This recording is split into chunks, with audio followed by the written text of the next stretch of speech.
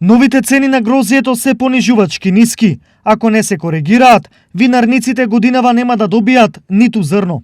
Се заканија денес лозарите. Ние нема да отстапиме од ланските цени и плюс државата што ни го дади тоа, нели, како 2 денара една дополнителна субвенција која за лозарот значише многу. Така да испод тоа ние нема да испаднеме на нивите и да го береме овој род.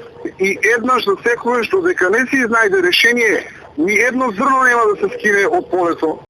Реакцијата на лозарите доаѓа откако во јавноста беше објавен предлог ценовник од една винарница, која во зависност од шеќерните единици на лозарите им нуди од 7 до 9 денари за килограм вранец и од 4 до 7 денари за смедеревка. Тоа е срамно, значи срамно и покривачки за лозарите.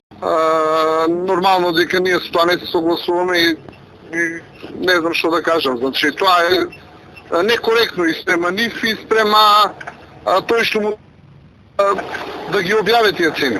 Минатата година лозарите, винарниците и државата после долги и мачни преговори се договорија за откупна цена од 13 денари за вранец и 11 денари за смедеревка.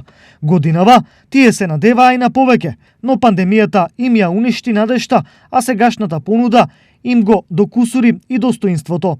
Поради ова, за утре закажа неитен состанок во Министерството за земјоделство. Инаку во државата на површина од 20.000 хектари годишно се берат околу 260.000 тони грозие.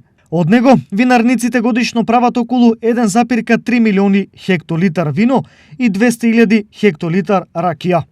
Околу 4% од вкупното количество на грозие се бери од лозијата во источниот регион.